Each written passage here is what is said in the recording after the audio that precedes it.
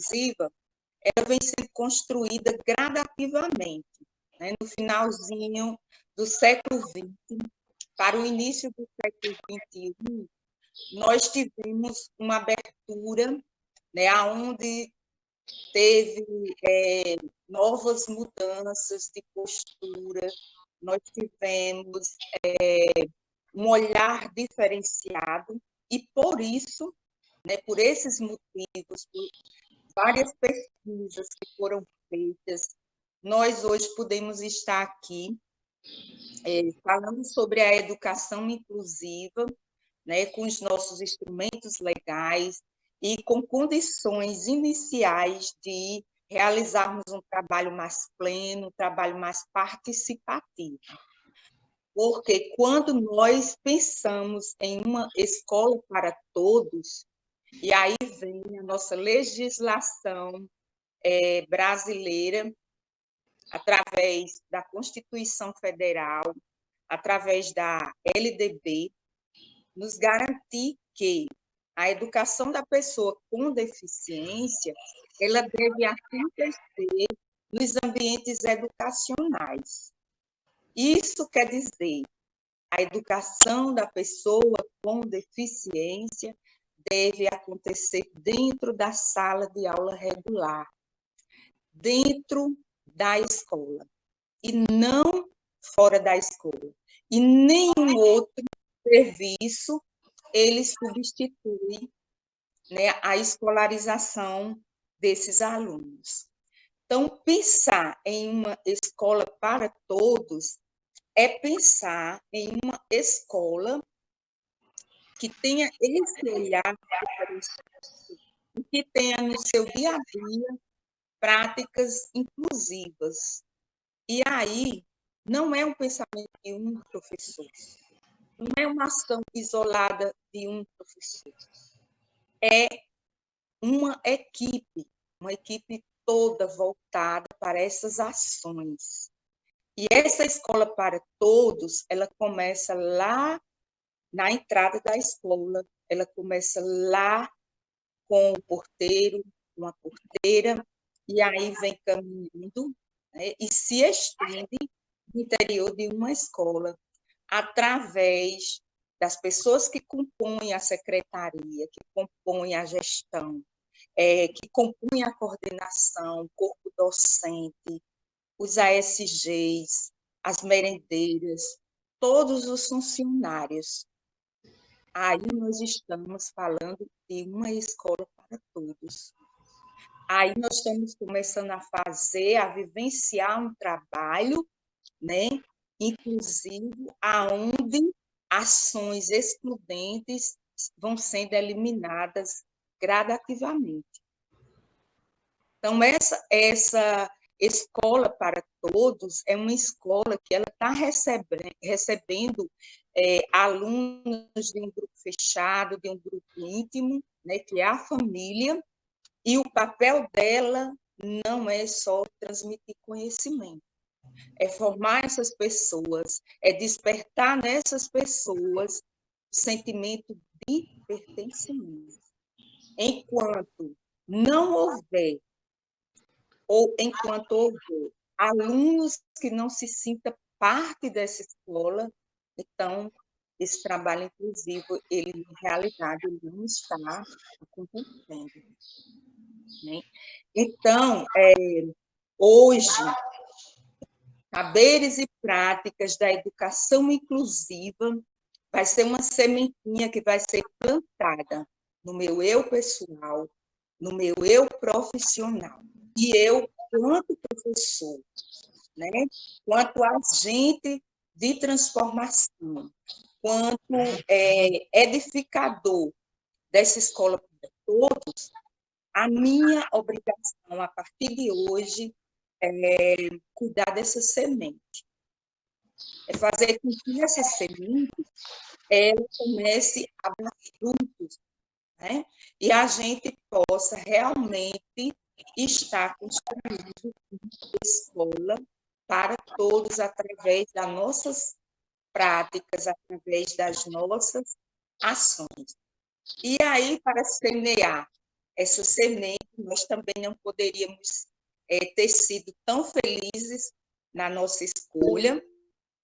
Nós vamos ter a nossa professora, a minha amiga, que já, assim, em outros momentos participou comigo, debatendo em mesas redondas sobre a inclusão da pessoa com deficiência, a professora Eliane Tavares.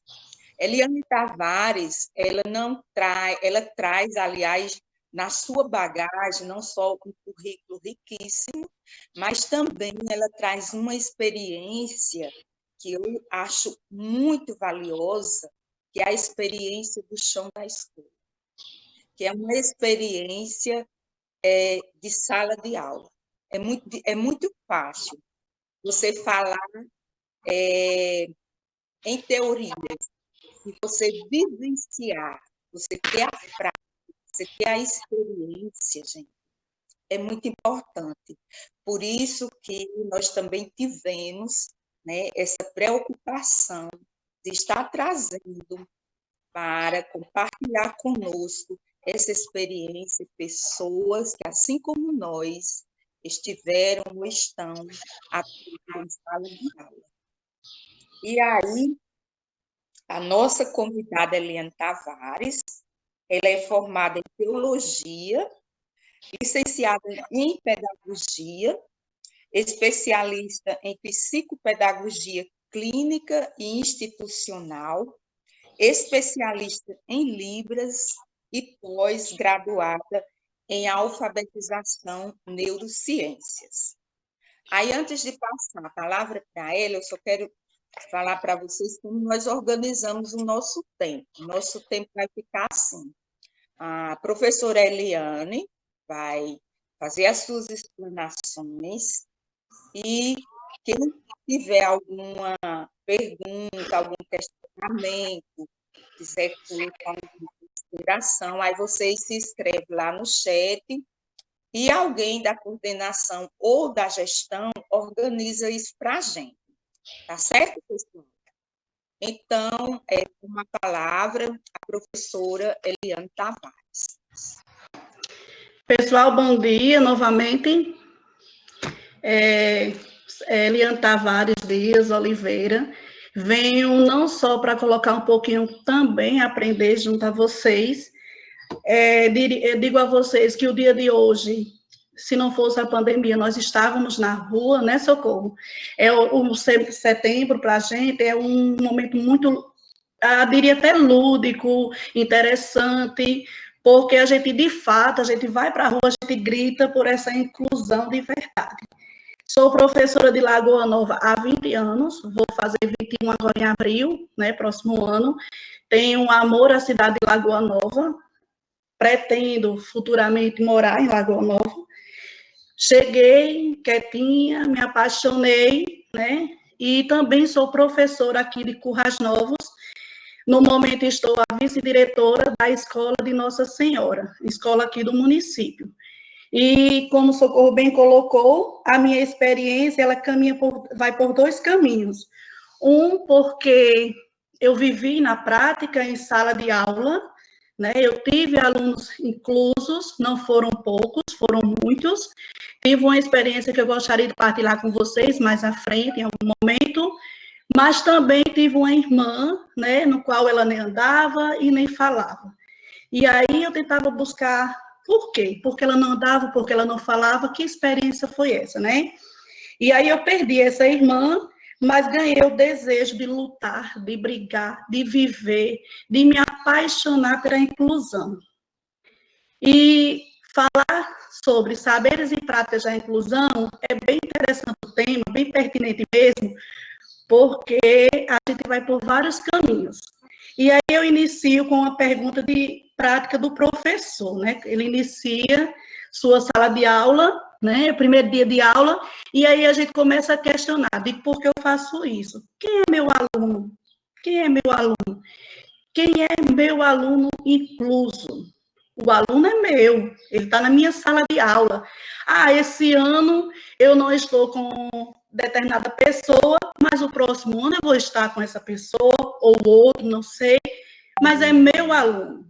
quem tem que estar preocupada em planejar e trazer algo diferente para esse aluno sou eu, professor. Por que digo isso? Porque o aluno, ele é exclusivamente meu. Nesses anos de conquista, nós tivemos a oportunidade de ter o cuidador, né, que hoje nós já mudou o nome, hoje é profissional de apoio, e aí a gente se ampara, pede essa ajuda, né, e aí passa que muitas vezes a gente começa a confundir o trabalho do profissional de apoio em ser aquele professor que está lá para orientar o aluno. Sim, ele está para orientar, mas a atividade, os recursos, o que vem para o aluno é do professor. Então, assim, é algo que a gente precisa sempre estar nos perguntando, quem é meu aluno incluso, de fato? E aí as palavras-chave para a inclusão acontecer de verdade é preciso afetividade. Quando eu digo afetividade, é você querer mesmo, é você se apaixonar, é você ter amor ao próximo, é você se colocar no lugar do outro, compreender essa deficiência, por que meu aluno é assim? Não adianta eu buscar atividades, a internet hoje ela nos ajuda bastante, né, os meios tecnológicos, são muitas formas de a gente também buscar informações, mas eu preciso compreender esse meu aluno, independente de inclusão, independente de esse aluno ter deficiência ou não, de ter um transtorno ou não. E aí até questiono a vocês, quem é meu aluno incluso, de fato, né? Eu tive uma experiência, na época que eu era professor, estava na sala do AE, na sala multifuncional, e eu peguei uma boneca bem pretinha mesmo, era um trabalho que eu vinha desenvolvendo, Menina Bonita do Laço de Fita, né? E aí eu trouxe para os meus alunos da sala regular, fui fazer trabalho de trazer para eles a importância dessa inclusão. E a bonequinha, ela tinha um pezinho maior do que o outro. E aí eu questionei a turma, uma turma de 25 alunos, né, de segundo ano. Observe essa boneca. Todos observaram atentamente. E aí eu questionei. Essa boneca é especial? Eles disseram, é. E qual é a inclusão dele? E a maioria colocou que a inclusão seria a cor da bonequinha, por ela ser pretinha, né? E eu perguntei, e a minha deficiência, qual é? Não, professor, sim, eu tenho uma deficiência, qual é a minha deficiência? Comparei também, né? E no momento, boa parte da turma colocou que a minha deficiência seria porque eu sou gorda, a minha obesidade, né? Então, que conceito eu tenho de inclusão de verdade? E naquele momento não era a minha obesidade, e sim o meu problema de visão. Mas aí foi interessante para reflexão, né? O que é que eu entendo realmente por esse aluno com deficiência, esse aluno que tem transtorno? O que de fato eu entendo? Então, eu preciso compreender, além desse amor próprio, além de eu me colocar no lugar do outro, eu preciso compreender esse aluno, né? E aí eu colocava para a turma, não, a minha obesidade hoje, ela não é que eu, por exemplo, eu posso me locomover, eu posso falar, eu posso andar, a minha dificuldade, de fato, seria a visão. Então, a gente vai ter que sempre estar colocando, é por isso que as pessoas que trabalham nas salas do AE, as pessoas que são amantes da inclusão, as pessoas que vivem nas associações, elas sempre estão trabalhando essa questão da gente se colocar no lugar do outro, porque toda e qualquer pessoa, independente de sua deficiência, a gente tem direito e tem igualdade. Toda e qualquer pessoa, é preciso que a gente tenha isso bem claro em nossa mente. Que eu acredito que, pelo caminhar e pela experiência, as pessoas que estão aí no grupo, eu conheço alguns, sei bem que você já tem isso bem formado em mente, né? Então, o aluno é meu, eu preciso fazer algo por ele. E aí, mais do que adequar, inicialmente, nossa maior preocupação, enquanto escola, enquanto gestão, a inclusão, ela só acontece quando o porteiro, o ASG, o secretário, o professor, o gestor, né? O coordenador, quando todos abraçam. Isso aqui já tem bem formado em nossa mente, porque a inclusão não se faz sozinho. É tanto que nós damos esse grito lá fora, por quê? Porque nós precisamos de um todo. Inclusive, a família, ela também exerce esse papel primordial para se acontecer, de fato, a inclusão. Nós temos algumas experiências de alunos que são acompanhados, que a mãe acredita, que a mãe vivencia, que ela sabe que, de fato, esse aluno é incluso. Então, o aluno aprende, né? O aluno ele consegue realmente se desenvolver bem. Mas nós também temos experiências de alunos que a família não aceita por alguma razão, a gente não pode nem criticar, né? E aí a gente vê que ele aprende sim, mas não é como uma pessoa que a família está dia a dia, que ela incentiva, que ela está lá no dia a dia, né? Então, mais do que adequar os espaços, as necessidades de cada aluno com deficiência, o projeto pedagógico inclusivo, ele deve garantir essa integração como cidadão e proporcionar oportunidades iguais. Isso significa que toda a escola precisa estar preparada para essas mudanças de paradigmas e oferecer aos professores e funcionários segurança e respaldo para lidar com tal realidade. Então, esse momento de estudo aqui, ele mostra o quê? Que nós estamos juntos, nós, professores, né? Nós, como o rapaz bem colocou aí, de fato, foi bem divulgado, né?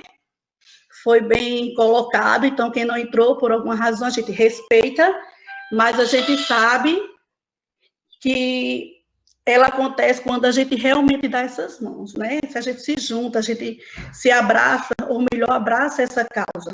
Esse é o nosso maior desejo. Então, assim, inicialmente, nossa maior preocupação, enquanto escola, era justamente adaptar os espaços, né? Rampa, sinalização, ter o máximo de cuidado com quem é cadeirante, né? E a gente vê que muita coisa precisa mudar, sim, mas a gente já está caminhando, né? Já fez algumas coisas em prática mesmo.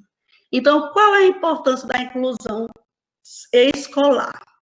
O acesso de aluno com deficiência, ele está previsto, gente, nas disposições da Lei de Diretrizes e Bases da Educação Nacional, Lei 9.394/96.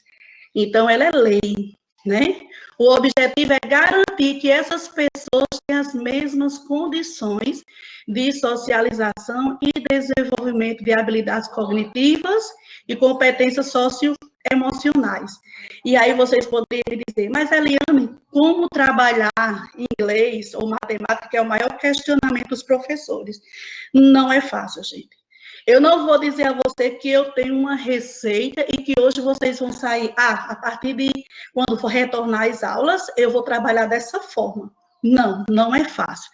Mas eu preciso também respeitar as limitações desse meu aluno. Eu preciso primeiro saber quem é esse meu aluno, né?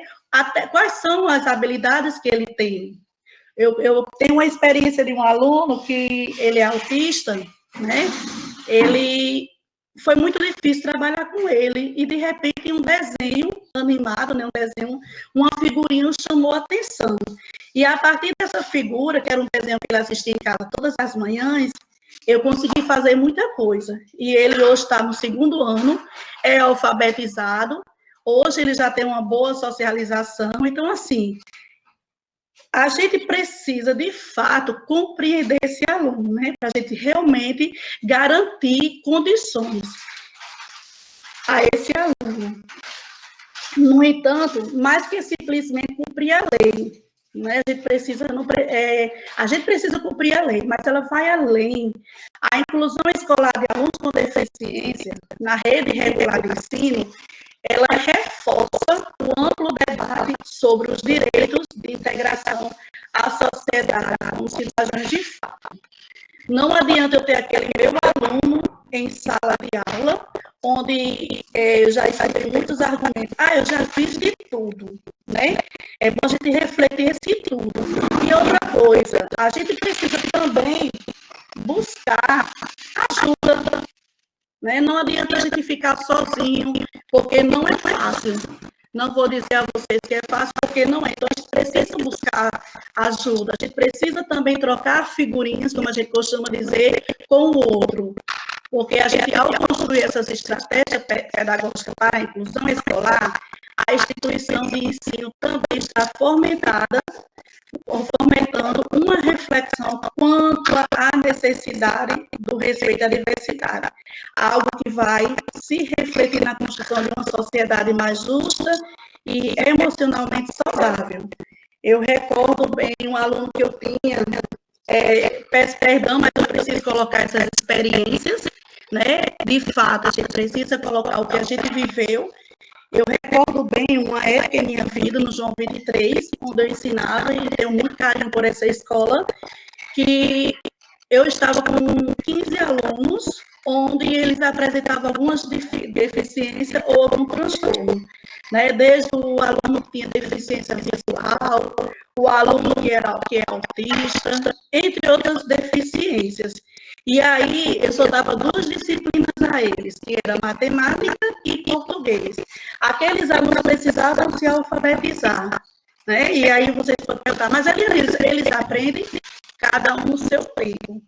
Cada pessoa tem o seu mundinho, né? Eu vou usar esse termo. Então, assim, foi bem interessante essa experiência. Eu ficava de 1h até 5h da tarde com eles. E era interessante que eles tinham esse desejo de aprender, eles buscavam, né? Eu trabalhava, fazia de tudo para trabalhar com material concreto, né? Desde o recorte ou mesmo os jogos, e aí foi passando o tempo e a gente percebe que esse aluno, quando ele sente-se capaz, ele começa, de fato, a querer, a buscar, a se envolver também, porque a inclusão, gente, ela precisa também ter esse gostar, esse olhar. Então, assim, essa experiência foi bem marcante, porque era a tarde toda, né? E aí a gente foi percebendo que existia, sim, aprendizagem. Não é fácil, não foi fácil, mas aí eu trabalhava por amor e com amor, porque eu gostava do que eu estava fazendo.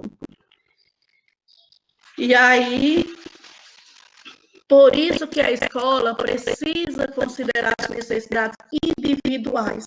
Gente, essas necessidades individuais não é só do meu aluno que tem deficiência intelectual, ou mesmo aquele que é autista, ou mesmo aquele que apresenta alguma deficiência. Não, a gente precisa olhar o aluno que é quietinho, calado, tímido, né? A gente precisa olhar o aluno que, de certa forma, tenta chamar o máximo da atenção do professor, e eu sei bem que vocês fazem isso muito bem na prática, porque é uma coisa que faz parte da vivência do professor, olhar o aluno, olhar a necessidade desse aluno, né? E adaptar a sua estrutura de acordo com as limitações, sejam motoras ou mentais de cada indivíduo, respeitando o ritmo de aprendizagem, o estado emocional e a consideração geral para a aprendizagem. A gente precisa estar tendo esse olhar para esse aluno, independente. Às vezes a gente tem um aluno bem tímido, bem quietinho em sala de aula, e aí aquele aluno não tem nenhuma deficiência, mas aquele aluno sim precisa desse trabalho, aquele aluno sim precisa desse olhar do professor, né? Aquele aluno precisa, ou mesmo o contrário, quando a gente tem um aluno bem agitado, e aí a gente também precisa ter esse diálogo, essa conversa, considerar essa necessidade e individualidade de cada aluno. Então, está previsto na Política Nacional da Educação Especial, a educação inclusiva, ela constitui uma ação política, cultural, social e pedagógica, em defesa do direito de todos os estudantes de estarem juntos, de aprendendo e participando sem nenhum tipo de discriminação. Uma coisa que eu gosto de colocar para os professores, principalmente nesse momento que eu estou, a gestora, esse trabalho com o aluno incluso, um caminho prático, gostoso de se trabalhar, trabalhar com eles em grupo, né? Um ajudando o outro, um desenvolvendo com o outro, colocando ele parte desse grupo, para que ele também se sinta importante. Porque mesmo o aluno que tem uma deficiência, ele também precisa se sentir importante, ele também precisa sentir parte daquela atividade. Então, as atividades em grupos é bem interessante, porque esse aluno ele vai desenvolvendo junto aos demais alunos. Então, para que isso seja possível, a escola ela precisa reconhecer os próprios desafios e encontrar estratégias pedagógicas para que as práticas discriminatórias sejam superadas por meio de um sistema educacional inclusivo, o que gerará alterações na organização estrutural e cultural do ambiente escolar. Hoje nós temos a sorte, gente, eu diria aí essa palavra sorte, porque hoje nós temos as salas de recursos, né, as salas multifuncionais. Então, aí a gente tem um profissional, onde ele desenvolve sua prática dia a dia com esse aluno incluso, mas ele também faz um trabalho voltado com os professores. Quando eu disse não estar só, buscar sempre parceria, buscar ajuda, né, uma rede de apoio, né, hoje a linguagem da educação inclusiva, essa rede de apoio, né, buscar essa ajuda. Nós temos a sorte de ter esse profissional dentro da escola, né? Que custo tem você chegar até o profissional? E aí, Socorro, o que, é que você poderia me dizer? Eu preciso trabalhar esse assunto com o meu aluno incluso. Eu tenho essa dinâmica, eu tenho essa metodologia, mas o que você propõe para esse meu aluno que tem deficiência intelectual? E aí, gente, nem tudo nós sabemos. As pessoas trabalham, eu digo nós, porque eu também me coloco como professora da sala do AE. Nem tudo nós sabemos, mas nós temos a dignidade, né, de ir buscar e procurar junto ao professor e trazer. Por isso que a gente precisa estar junto, né, na busca desses conhecimentos, dessas estratégias. Então, quais estratégias pedagógicas podem auxiliar no fomento à inclusão social? Como eu disse a vocês, eu talvez esteja sendo repetitiva, mas se eu chegar aqui falando, eu tenho uma receita pronta, vamos fazer. A inclusão, ela acontece dessa forma, eu não tenho, porque cada pessoa é um mundo. Cada aluno é um mundo, né? Cada pessoa, gente, tem o seu modo de agir, tem o seu modo de falar, tem o seu modo de aprender. Alguns têm mais habilidades em uma coisa, outras em outra coisa, né? Então, cada pessoa tem um jeito de aprender. Então, mas eu posso colocar algumas estratégias para que a gente comece a pensar. Por exemplo, conheça as necessidades de cada aluno. Todo momento eu estou falando isso. Não adianta eu trabalhar com o meu aluno se eu não buscar conhecer quem é esse meu aluno. Eliane, como é que eu posso conhecer esse meu aluno? Vá até a família. Comece, eu diria que faça um trabalho parecido com a anamnese, né? Onde você busca saber como foi a gestação dessa criança. Essa criança foi amada, ela não foi amada, então eu preciso buscar a família, gente, ela é uma parceira. A família é a primeira pessoa que a gente precisa procurar para trazer essas informações para a gente poder conhecer esse aluno. Então, assim, a família dia a dia, ela não se recusa a falar, não. É difícil quando ela não aceita, mas ela aceitando, ela faz questão de falar. Então, eu preciso conhecer quem é meu aluno, desde o nascimento, né, para eu poder começar ou poder realmente ver como eu posso trabalhar com esse aluno. Eu recordo um aluno que ele tem deficiência intelectual severa, e aí foi um desafio grande na minha vida e muito difícil. E eu disse, não, eu preciso procurar a família para ter esse trabalho, para ver como é que eu posso trabalhar. Ó, ele é deficiente intelectual, ainda por cima severo, não fala, não, todo o tempo lá no mundinho dele. E aí eu busquei da família essas informações. E ao final do ano, eu garanto a vocês, de verdade, eu já trabalhava com ele por prazer, porque eu sabia como trabalhar com esse aluno. Promova campanhas de inclusão escolar. Se a escola não entende que inclusão se faz desde o porteiro, funcionários, a escola como um todo, promova, mostre a responsabilidade de cada um.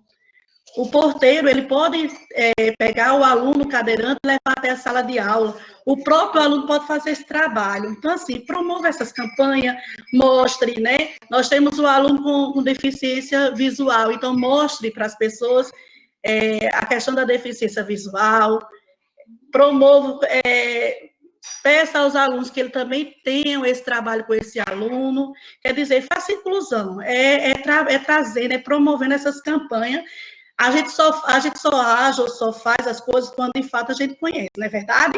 Então, assim, vamos promover mais campanhas na escola. Esse momento que é trabalhado Setembro Verde é bem interessante porque todas as escolas, elas estão desenvolvendo um trabalho junto aos seus professores, junto à sua escola como um todo. Então, assim, é uma forma de chamar atenção. Eu diria até, inclusive, gente, que hoje a inclusão ela é mais fácil de ser trabalhada no sentido de porque as pessoas estão tendo outro olhar. As pessoas hoje valorizam mais essa inclusão. E aí também a gente vai oferecer aquele meu aluno, eu preciso oferecer variedades de materiais e atividades. Ah, eu fiz uma atividade, não deu certo, faz outra. Ah, mas Eliane, eu trabalhei dessa forma, não deu certo nesse caminho. Tente. A gente precisa saber de fato o que traz, o que chama a atenção desse aluno, para a gente poder fazer esse trabalho. E aí, a gente começar a trazer esse aluno para perto da gente. Dar autonomia e valorizar os interesses dos alunos. Isso não é só do aluno deficiente, não, viu, gente? Isso é dos alunos como um todo. Às vezes a gente coloca o aluno achando que ele não tem... Às vezes a gente peca, me desculpa a sinceridade, mas a gente às vezes peca, a gente quer, a gente valoriza, mas a gente às vezes não dá essa autonomia, não tem esse acreditar, né? Tem alunos que ele é auditivo, a deficiência dele é auditiva, então ele tem lá a mão, ele tem outras coisas para agir, né? O intelecto dele não foi afetado, então assim, é um aluno super mega inteligente, eu preciso valorizar isso aí. Né? A gente tem o exemplo de Gerlando, né, que ele tem deficiência visual, mas dá show cantando, né, dá show em outras habilidades, então a gente precisa ver essa habilidade e dar essa autonomia, deixar ele de fato fazer, acreditar, gente. Eu preciso acreditar que meu aluno, ele é capaz, mesmo com a deficiência, né? E aí, a gente fazer avaliações individuais. A palavra avaliação para professor, nós sabemos que ela é muito difícil. Muitas vezes a gente vai avaliar nosso aluno e aí a gente também sofre com essa avaliação. Meu Deus, será que eu errei? Será que eu acertei? O que foi que de fato, por quê? Né? E vem a fase dos porquê, que a gente acha que é só na infância, mas a gente sabe que ainda existe esses porquês em nossas mentes enquanto professor, enquanto professora. Então, o aluno com deficiência, e aqueles alunos também que é tímido, né, que apresenta alguma coisa que a gente possa verificar que é interessante essa avaliação individual, então vamos fazer essa avaliação individual, né? Ah, meu aluno não consegue fazer a avaliação escrita. Vamos tentar fazer uma avaliação diferente, né, com esse aluno? Unir forças para a inclusão com qualidade. Muitas vezes a gente diz assim, a minha escola é uma escola inclusiva. Lá a escola está toda etiquetada, onde tem braille, onde tem libras. No portão tem um rapaz que ele recebe as pessoas, ele fala em libras, né? Na sala de aula tem um intérprete, né? Minha escola é uma escola inclusiva. Que bom, né? Mas a gente precisa, de fato, para ela ser, unir essas forças, trazer todo mundo para perto da gente, né? No sentido de quê? De realmente fazer acontecer. E acreditar, gente, que todos podem aprender. Todos podem aprender. Agora, cada um aprende no seu tempo, cada um aprende do seu jeito. Cada um aprende da sua forma. Tem pessoas que dizem assim, ah, Eliane, eu preciso compreender esse meu aluno para entender como é que ele vai aprender. Sim, tá certo. Eu preciso de fato. E outra coisa, não se angustie quando aquele aluno, Eliane, eu ensinei, eu fiz, eu busquei a família, eu já fiz todos os meus limites, eu já fiz tudo que eu pudesse fazer para que esse meu aluno pudesse aprender. Né? E aí ele não conseguiu. Gente, o aluno com deficiência, ele tem as limitações, ele vai aprender no tempo dele. E aí eu acreditei que o aluno que era deficiente, eu digo a vocês, por experiência, eu acreditei que o aluno com deficiência intelectual, ele não aprendia a ler e a escrever. E aí, hoje, na Escola de Nossa Senhora, Eu não posso mais ter colocar isso na minha cabeça, porque hoje na escola de Nossa Senhora, eu tenho um aluno que é intelectual, e ele lê e escreve e produz divinamente, né? Produz mesmo, gente, agora do jeito dele, né? Claro. Invista em tecnologia. Hoje a gente está vivendo umas situações bem atípicas, né? A gente está vivendo agora com essa pandemia. Nós, professores, a gente precisou, inclusive, para colocar o slide, eu precisei da ajuda da minha filha, né, mais nova, que para ela não é tão difícil, né? Mas nós buscamos aprender e a gente está fazendo, né? O professor hoje dá aula no Google Meet, né? Usa o Google Sala de Aula, entre outros caminhos.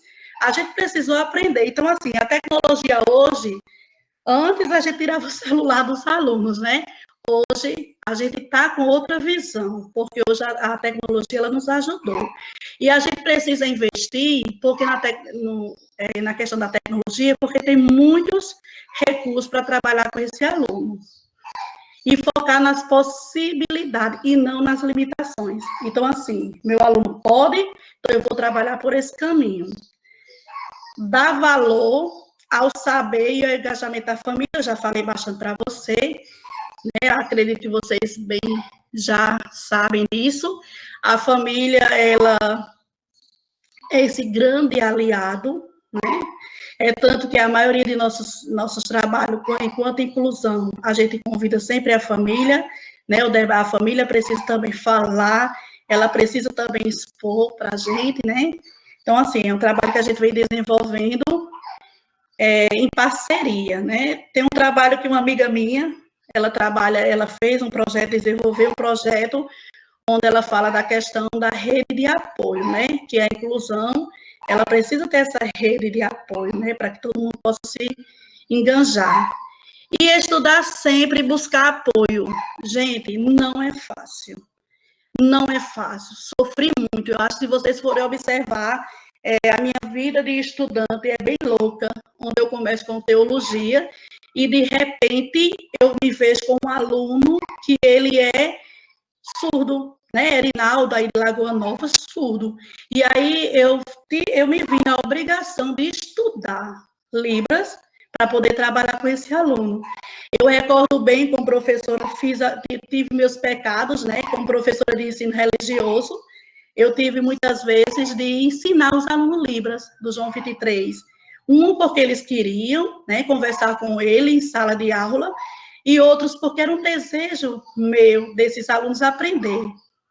Então, assim, eu busquei trabalhar isso aí fui trabalhar com alunos pequenininhos, né? Fui para a pedagogia, e aí eu queria entender de fato, fui para a neurociência, porque eu queria de fato entender o que acontecia com o cérebro, né? Para as pessoas, como é que se dava essa aprendizagem. Então, assim, eu fui de acordo com o que ia passando em minha vida.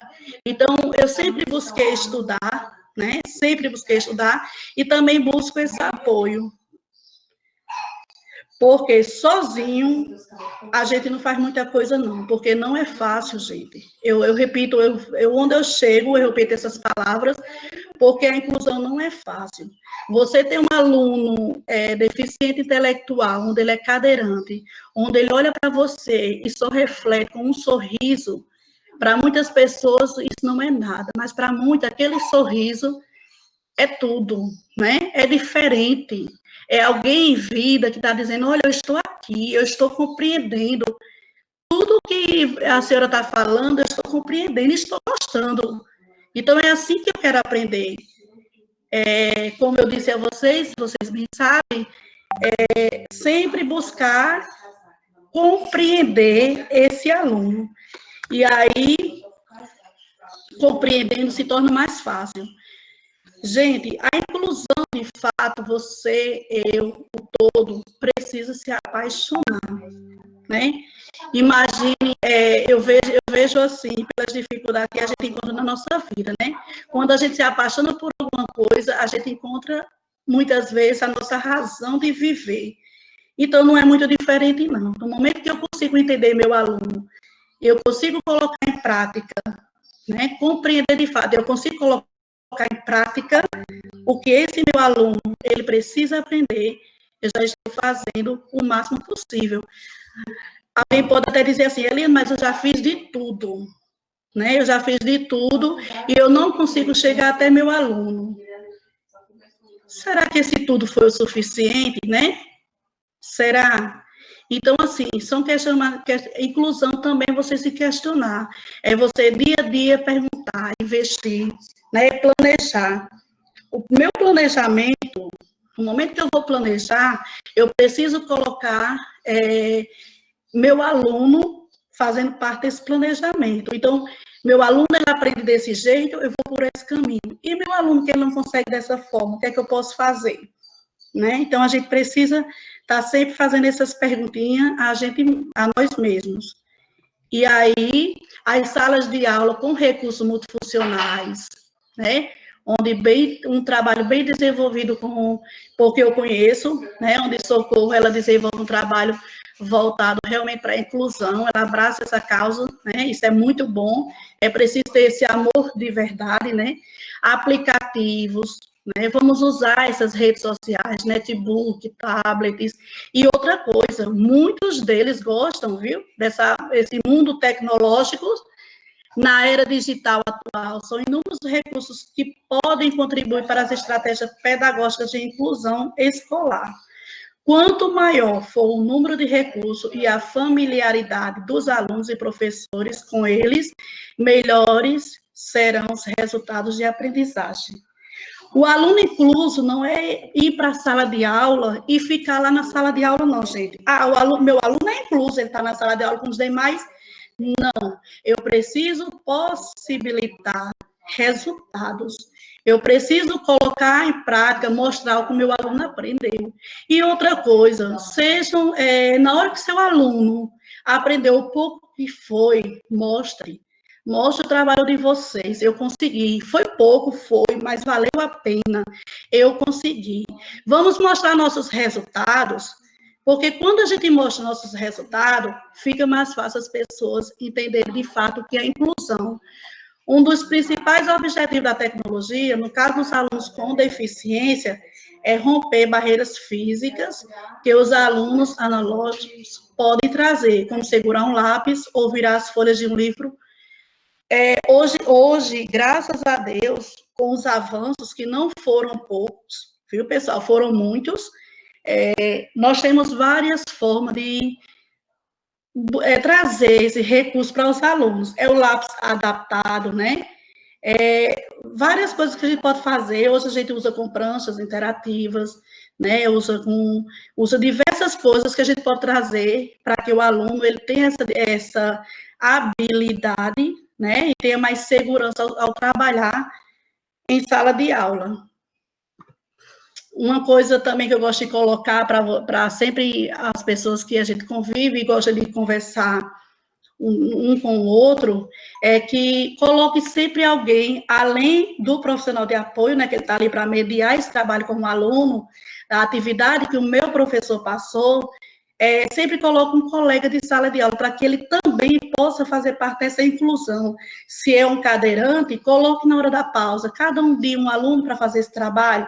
Inicialmente, eles vão ter vergonha, mas depois eles se apaixonam. Os alunos do sexto, não. O sexto ano, eles ficam brigando para estar carregando um aluno que é cadeirante. Mas os maiores é mais difícil, mas é uma questão de orientação. Então, acredito que o que eu coloquei, eu espero que tenha ajudado, né? Como eu disse a vocês, eu estou aqui também para aprender com vocês, dia a dia. Obrigada. Se alguém tiver interesse, conversar comigo, né? Tá aí o telefone, tá aí meu e-mail, certo? E aí dizer a vocês que estou muito feliz, porque é um trabalho voltado à inclusão, como eu disse, a Socorro. Eu estou num momento, assim, bem difícil pela questão de estar sendo avó, né? Fazendo esse papel de avó. Mas se a questão é inclusão, eu abraço essa causa, né? Eu vivo essa causa, porque a gente precisa gritar, a gente precisa realmente mostrar para a sociedade que se faz valer, que acontece, né? Nós temos exemplo aí de tantas outras pessoas que hoje vai estar lá palestrando, né, no trabalho que é desenvolvido também aqui em Currais Novos, Setembro Verde, e como eu disse a vocês, são em várias cidades, né, que faz esse trabalho, e aí dizer a vocês que acontece no momento que, de fato, eu digo, eu quero. E termino dizendo a vocês coisas que eu já repeti. Não é fácil, não tem receita, mas ela acontece. Digo isso porque, na prática, eu tenho tantos alunos, né, na escola, onde eu estou como gestora, que lê, que escreve, que produz, que se socializa bem, que opinam, né, que faz de uma inclusão verdadeira. Meu muito obrigada, né, obrigada, Socorro, obrigada pelo carinho de vocês, e aí estamos aí, juntos, né, como diz uma amiga minha, juntos somos mais.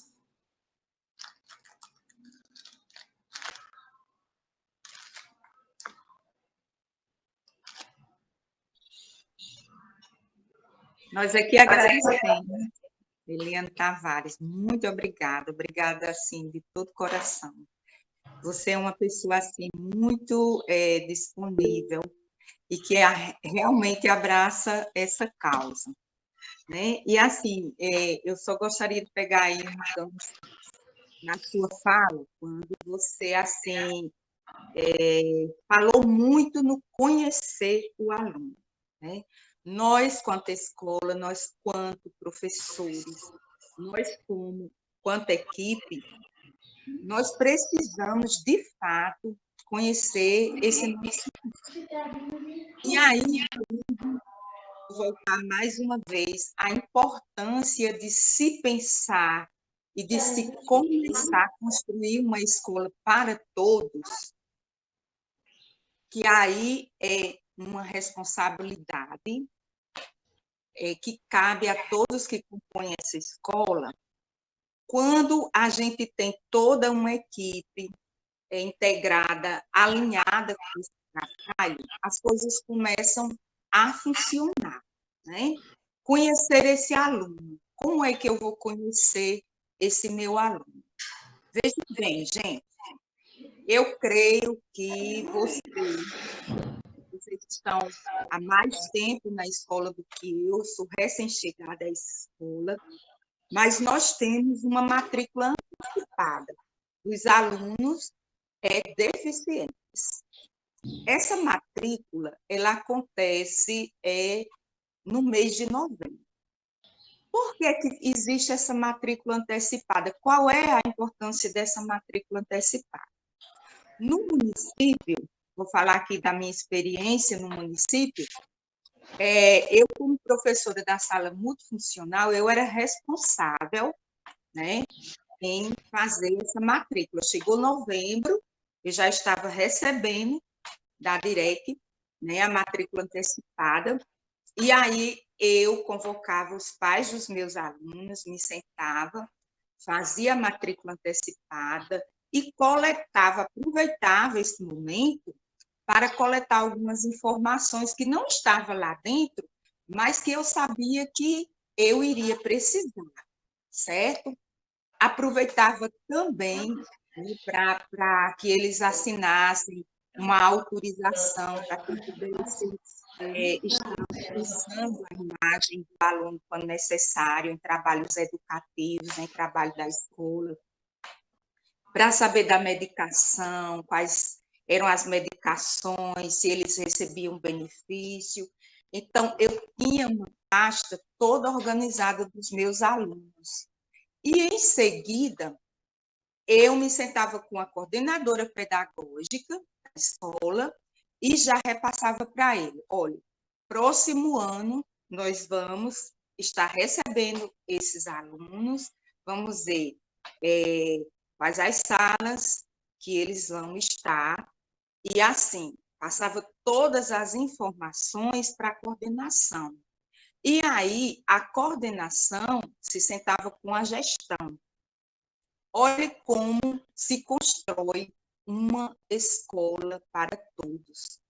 A coordenação, ela se sentava com a gestão, ela já repassava para a gestão, e no primeiro momento, no ano inicial, né? Eu tinha uma parte, falava dos alunos, falava da nossa clientela, falava do tipo de deficiência esses alunos tinham, e aí a gente fazia aquele trabalho de diagnóstico, de conhecer a família, para, no decorrer do ano, a gente indo fazendo as intervenções.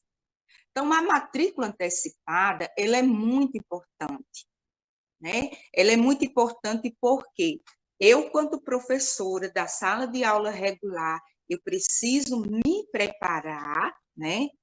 Essa preparação ela vai acontecendo gradativamente, mas eu preciso ter acesso a essas informações. Por isso que, quando nós pensamos no público-alvo, eu coloquei todos os funcionários da escola, ASG, merendeira, porteiro, professores, gestão, coordenação pedagógica, porque nós não podemos estar fazendo um trabalho fragmentado. Nós precisamos estar fazendo um trabalho alinhado com todos, para que nós possamos começar a trabalhar dentro de uma linha, dentro de uma concepção, principalmente a questão da inclusão, né? Que é uma necessidade que nós temos e que essa oportunidade que nós estamos tendo agora é uma oportunidade boa para discutirmos, para falarmos, né? E não é difícil nós termos práticas, as pedagógicas elas se tornam assim um pouquinho mais complicada, como a Eliana falou, principalmente quando nós temos um grupo maior. Mas a questão da interação, a questão da afetividade, gente, conta muito. Eu vivi essa experiência aí o ano passado, né, no Angelita, quando nós perguntamos aos nossos alunos, para você, quem é o melhor professor? E assim eles não pestanejaram em falar. E a gente sabe que depois dessa pergunta veio uma resposta, por quê? Ai, tia, porque ele fala comigo, porque ele me abraça, porque na sala de aula ele vai lá na minha cadeira. Então, veja, gente, que é muito importante a gente ter essa afetividade e ter também esse compromisso na questão da elaboração também das atividades daquele meu aluno. É você sentar para planejar e você pensar nele. Na minha sala de aula, eu tenho uma aluna que ela só produz garatuja, ela está ainda na fase icônica. Então, eu preciso levar uma atividade para ela. Isso é tão valioso, isso é uma forma tão grandiosa da gente se colocar no lugar do outro e da gente também estar exercendo o nosso papel, porque aquele aluno é um aluno meu, é aquele sentimento de pertencimento que eu falei inicialmente para vocês, aliás. E esse olhar diferenciado e essas ações inclusivas, nunca é tarde para a gente começar, né? Nunca é tarde para a gente começar. Gostaria também de colocar aqui um exemplo de uma pessoa que ela é uma grande contribuidora hoje na educação inclusiva. Ela tem escritos muito interessantes, que é a professora Tereza Mantuan. Tereza Mantuan, ironicamente, ela começou a sua vida profissional como professora da educação especial. Então, ela não acreditava que a pessoa com deficiência ela pudesse participar de uma sala de aula regular. Ela defendia, né, a questão da segregação, das escolas especiais. E aí ela teve uma experiência em Portugal, ela viajou a Portugal, foi conhecer uma escola, e nessa escola ela participou da aula de uma professora que tinha um aluno incluso. Esse aluno ele era deficiente físico. ele não tinha braço e ele não tinha pernas. E ela ficou assim, abismada de como o professor, durante todo o desenvolvimento da aula, ele proporcionou situações para que aquele aluno ele participasse de todas as atividades ali. E aí, quando terminou a aula, a professora perguntou para ela, professora, nós gostaríamos de agradecer a sua visita e eu gostaria de saber se a senhora prefere que os nossos alunos dancem ou cantem para a senhora, em forma de agradecimento. E ela de imediatamente disse assim, eu prefiro que eles dancem. E quando ela fez essa escolha, né, entre a música e a dança, ela mentalmente ela se recriminou porque ela olhou para aquela criança deficiente. E aí pensou, nossa, o que foi que eu fiz? Só que aí ela se surpreendeu com uma sala toda em movimento, a música tocando e os companheiros, né, dessa criança amarraram o corpo dele no corpo deles e esse menino dançou. Então, a partir daí, Mantuan ela começou a ter um olhar diferente sobre a educação inclusiva. Ela passou a focar, a se concentrar, não mais na deficiência da pessoa, e sim na, nas diferenças. Então, gente, é tudo uma forma da gente olhar, da gente sentir, e como a Eliane falou tão bem, da gente conhecer. Paulo, nós temos algum questionamento?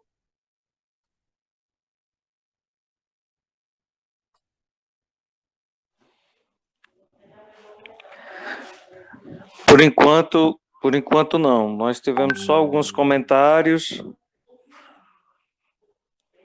Aqui tem o de Débora, que ela lembra que é relevante sempre buscar live sobre educação inclusiva, não apenas em setembro.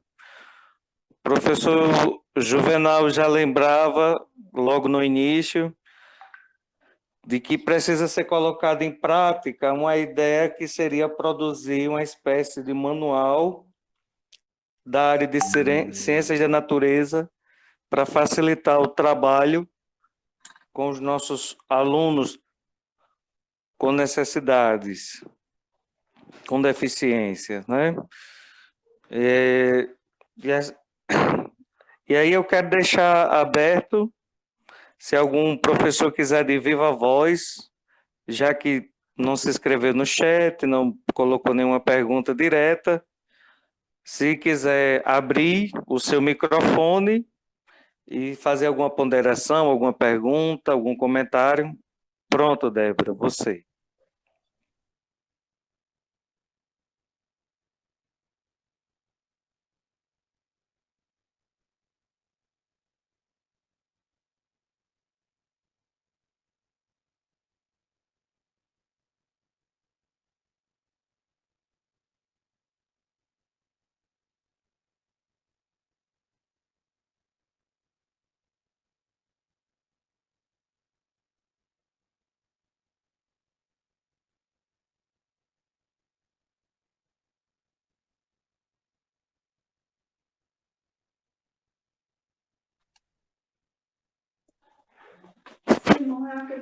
Quem mais, pessoal? Quem mais? Sim, professor Cícero. Bom dia a todos, bom dia para minha amiga Eliane, bom dia para Socorro, né? E para, claro, para a cabeção Débora Maria da Silva. Como é que estão essas crianças, esses jovens, nesse período de pandemia, Socorro? Teve alguma visita, teve alguma coisa feita em relação a isso aí? Porque eu vejo a gente muito preocupado com a questão dos outros alunos, como diz o ditado.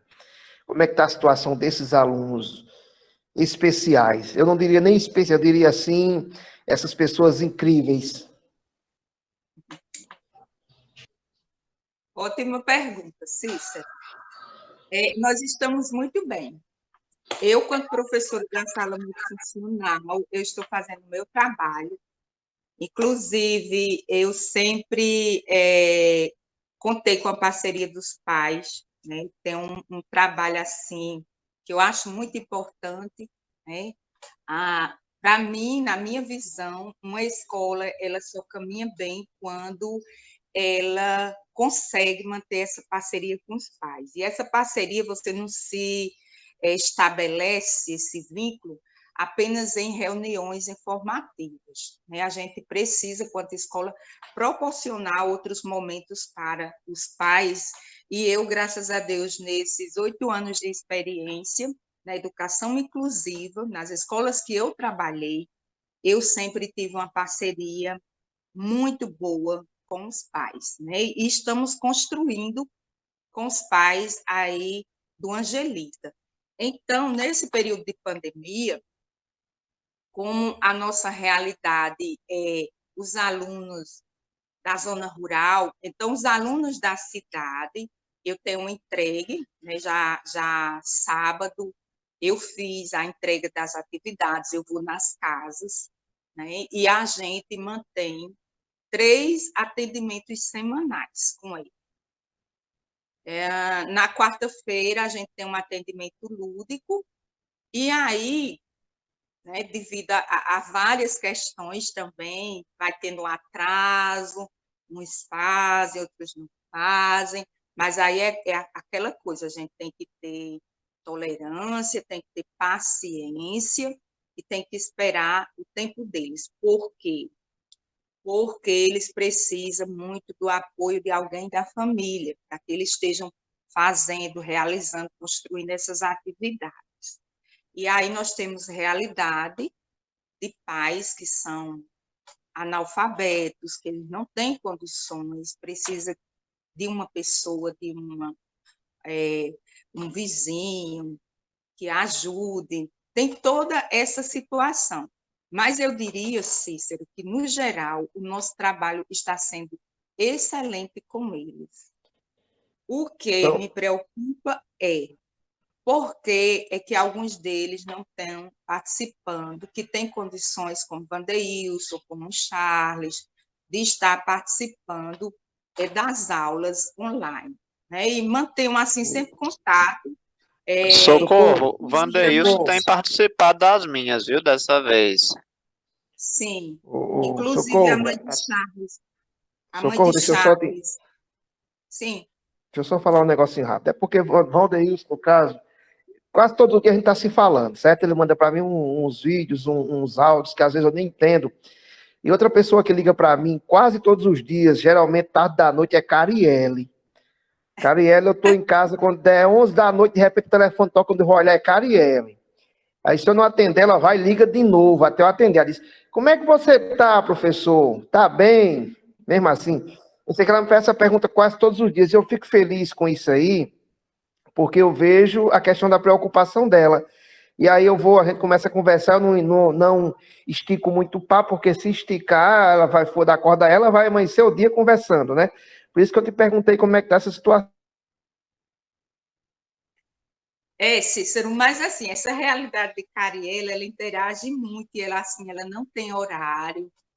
Eu tenho passado também por essas situações, inclusive de problemas assim familiares, né, que a gente precisa ter sabedoria para coordenar tudo isso. Isso. Mas, voltando, gente, vocês têm alguma pergunta à professora Eliane, ou a gente já pode encerrar nesse momento?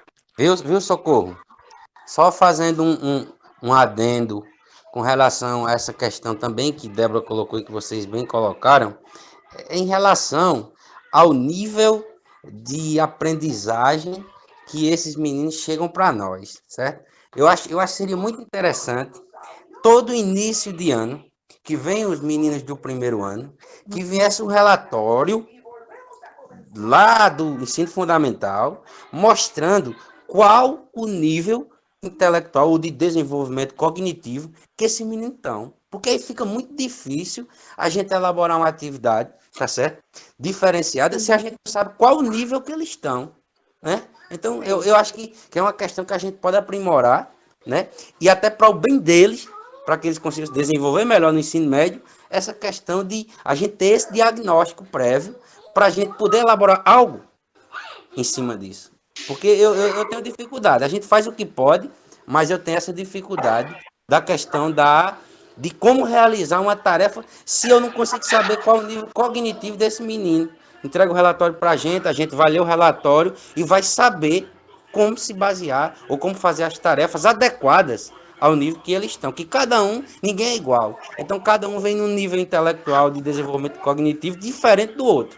E se a gente botar a mesma atividade, vai corresponder para um, mas não corresponde para outro. Então, é isso que eu sinto, enquanto professor de física, de ciências da natureza, essa dificuldade de eu elaboro as atividades diferentes para eles, mas não sei se eles conseguem abarcar aquele nível que eu estou elaborando. Beleza? Era só essa questão, só para a gente acrescentar. Se vocês puderem opinar algo, eu agradeço. Eu vou opinar, viu, Juvenal? É muito pertinente a sua colocação.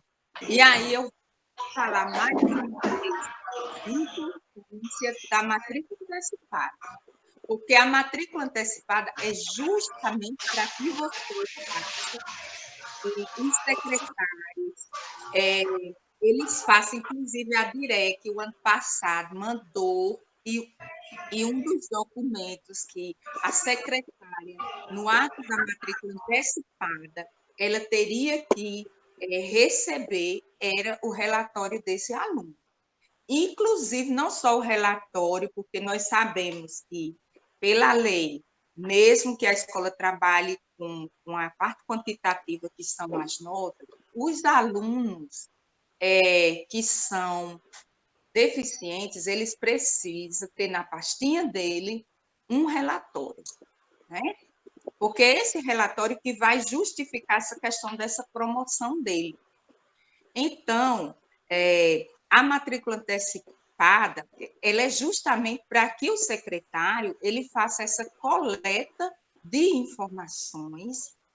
No caso, o Estado é o secretário, né? No município é o professor da sala de aula regular, até o ano passado, esse ano eu não sei porque eu estou de licença, mas aí ele tem acesso a todas essas informações, e aí senta com a coordenação, passa para a coordenação, e aí essas informações precisam chegar antecipadamente aos professores.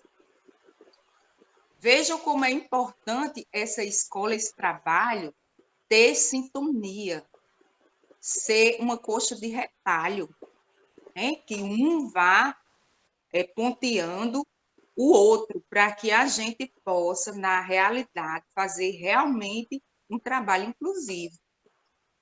Isso é muito importante, essa sua colocação, mas recai justamente na questão da matrícula antecipada, certo? Porque ela é quem vai trazer essas informações e ela traz com antecedência, né? E as matrículas antecipadas, elas são feitas. O que falta agora é você pegar essas informações e fazer com que elas circulem, principalmente dentro do corpo docente da escola. Socorro? Sim? Se me permite só fazer aqui um rápido comentário. Antes, quando o padre falou comigo pela manhã no Messenger, ele disse que enviar o link. Enquanto eu aguardava, eu fiquei lendo aqui um artigo em inglês falando a respeito da inclusão. O título em português ficaria algo como o que realmente é a inclusão total. E o autor do artigo, ele discorre muito bem a respeito dessa visão antiquada que a gente tem ainda. Eu, pelo menos, ainda luto para tentar desconstruir isso aí, de que incluir é simplesmente colocar o menino lá dentro da escola junto com o outro. Aí ele trata a educação, o artigo, a parte mais bonita do artigo é como ele coloca a educação como um universo diverso, né? Ele cita aí que há mais de 3 décadas já se discute e já se chegou à conclusão, aliás, de que a gente aprende melhor em grupo e num grupo diverso. Então, ele deixa claro que é hora da gente entender que a gente não está fazendo um favorzinho ali para o menino que está incluso, que ele faz parte dessa soma do aprendizado em grupo, né, que ele contribui também para o aprendizado daqueles outros alunos que estão ali, né, e que quando você fala em diversidade, você pensa num universo diverso ali da sala de aula, se você tem um grupo diverso, eles vão trilhar caminhos também diversos, né? A gente não pode esperar, porque recai sobre a gente, sobre nós, a responsabilidade de avaliar. E a gente ainda está lutando também para desmanchar aqueles valores antigos que a gente tem, e achar que avaliar é nivelar. É você passar uma régua aqui e, ó, quem está aqui se enquadra, quem não está, não se enquadra. Então, assim, é muito difícil de desconstruir isso aí, porque a gente foi educado assim. A gente aprendeu a ler numa carta de ABC, respondendo problemas. Então, é muito difícil, mas é um processo. Acho que a gente já evoluiu muito, né? A gente tem um limitador aí, que é a questão do tempo, né? Infelizmente, a rotina do professor ainda não está de acordo com o que deveria ser, mas também já melhorou muito, né? A gente, na escola de tempo integral, a gente já dispõe de um pouco mais de tempo aí para se organizar, para ter contato um com o outro, e vamos caminhando. Eu queria só compartilhar com vocês, que eu achei tão bacana, foram 5 minutinhos ali de leitura, enquanto eu aguardava o link, que eu fiquei, poxa, eu tenho que compartilhar isso aqui com o pessoal, porque foi bem bacana mesmo. Obrigado. Viu? Eu que agradeço pela contribuição. Olha aí, viu, Eliane? Já Feliz. Ele falando agora, o professor falando e eu recordando. Quem de vocês não lembra, inicialmente, quando os alunos chegaram em sala de aula, e muitas das famílias que tinham seus alunos ditos normais, não queria que o aluno estudasse com um aluno com deficiência. E aí, hoje, isso a gente já não enfrenta mais, já é diferente, né? Hoje, os nossos alunos ditos normais são aqueles que ajudam nossos alunos com deficiência. Bem interessante a colocação. Deixa eu só colocar aqui, falar um pouquinho sobre a questão do relatório. Esse desejo do relatório chegar até o Angelita é um desejo já de muito tempo. Eu acredito que o trabalho ele tem que ser feito assim mesmo. Uma vez eu fiquei com o meu aluno de 6º a 9º ano, de cada série, ele tem essa deficiência, eu preciso realmente fazer esse relatório. Inclusive, eu deixei alguns relatórios na pasta dos alunos, porque a minha coordenadora, Magna e Iris, elas eram bem coerentes com relação à questão dos relatórios. Esse trabalho do relatório, ele é feito, ele é colocado, né, para o professor, mas muitas vezes não é feito. A gente não está aqui para julgar, né? Mas, de fato, o professor, acredito que foi Juvenal que falou, de fato, o trabalho ele teria que ser da seguinte forma: o ensino infantil repassaria esses relatórios que eles já trabalham para o fundamental, né? O fundamental também já trabalha com relatório de 1º a 3º ano, né? Bem interessante, também faria esse trabalho de repasse, e aí também que chegar o aluno do ensino fundamental maior, pudesse também passar esses relatórios, porque uma coisa é a gente começar, né, já com o relatório em mão, porque a gente vai fazendo aquelas observações, ou mesmo conhecendo esse aluno. O relatório, de fato, gente, é uma linguagem que a gente precisa, mesmo quem está no ensino médio, precisa ter isso em mente. Ele tem que acontecer, até porque nossos alunos inclusos, alguns, ou melhor, todos, alguns não todos, eles são avaliados também através do relatório, principalmente através do relatório. Então, o relatório, ele precisa estar bem claro, acredito que com a fala já está, né, que a gente precisa sim fazer e ter em mão. Então, esse desejo do relatório chegar até o Angelita, já é um desejo também de quem foi professor do João 23. Ok. Mais pessoal, sim.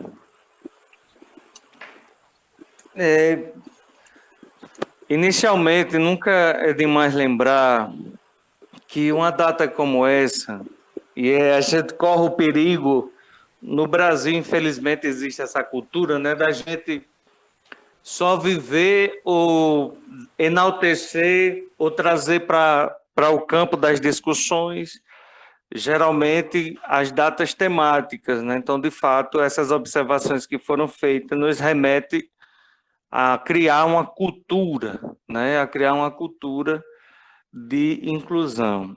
E, de fato, esse Dia Nacional de Luta das Pessoas com Deficiência Quer dizer, apesar da luta ser antiga, da década de 80, mas oficialmente ela vem de 2005, né? E aí eu quero trazer aqui à baila, trazer à tona, um aspecto fundamental é que, se por um lado nós temos todo um aparato jurídico, nossas leis elas estão no patamar das melhores práticas internacionais, em consonância com todo um conjunto de mudanças, de lutas, etc, etc. Por outro lado, a gente ainda parece caminhar a palpadelas, né, no que diz respeito à questão do próprio Estado como uma política pública efetiva.